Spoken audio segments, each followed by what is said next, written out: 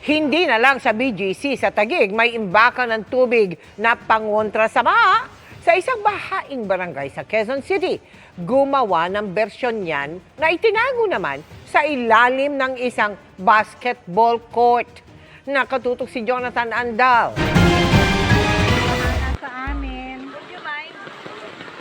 Abot hita ang baha sa Palmera Homes Phase 3 sa Barangay Santa Monica, Quezon City nung bagyong Karina 2024. Bahain daw talaga rito dahil mababang lugar. Pero ang problema nilang yan, Pinasok na kami ng baha.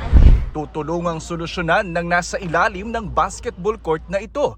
Isang malaking imbakan ng tubig ulan o water detention basin. So ang sistema ganito, kapag bumuhos yung ulan, papasok po yan sa mga drainage dito, gaya po nito. And then mula dyan, aagos po yung tubig, papunta dito sa ilalim ng basketball court, kung nasaan yung water detention tank. Kapag naipon na yung tubig sa ilalim ng basketball court na ito, sa water detention tank, tapos tumila na rin ang ulan, humupa na, paiikuti naman po itong dalawang locking mechanism na ito para umangat yung gate na nasa ilalim, nang sa ganon, yung tubig mula doon sa loob ng water detention tank, aagos, itatapon, papunta po dito sa likod ng pader na ito kung nasaan yung Tuliahan River.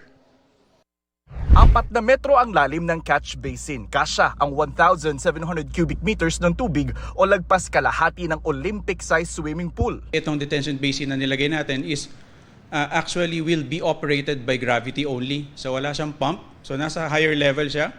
Kapag bumaba ang elevation ng river, automatic lalabas yung tubig from the detention basin.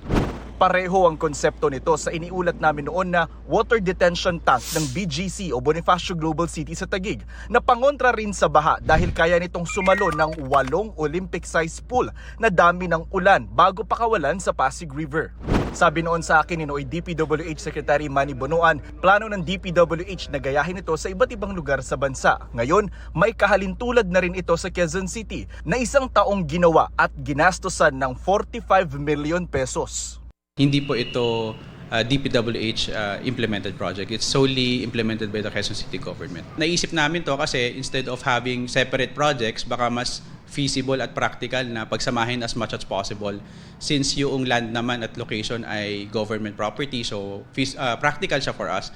At the same time, mas nakatipid pa in effect. Double purpose siya. Meron ka ng basketball court, may cash basin pa sa ilalim. Talagang number one problem dito, pag malakas na malakas ang ulan, napakabilis ng pagtaas ng tubig. Yung iba po, nagpagawa na po ng second floor para meron po silang matakbuhan. Hindi na kami pumupunta sa evacuation kasi nga umaasa naman kami sa third floor. Dahil ba sa water detention basin na ito, matatapos na ang problema sa baha ng mga taga-barangay Santa Monica? Meron nga kaming na-test nung hindi pa siya talaga completely finished, yung basketball court, pero yung detention basin nandyan na, nakapag-store na siya ng water. So somehow na-protect na yung community. Ayon sa city engineer, ang water detention basin na ito ay parte ng master drainage plan ng lungsod na nakabase sa hydrologic analysis ng Project NOAA ng University of the Philippines. May 2 o 3 pa raw na multi-purpose detention basin na ipatatayo sa Quezon City. Ang unang matatapos ang nasa Tandang Sora na may basketball court din sa itaas. Meron ding ginagawa ngayong retention pond sa loob ng Quezon Memorial Circle na imbakan din ng ulan. Para sa GMA Integrated News, Jonathan Andal, nakatutok, 24 oras.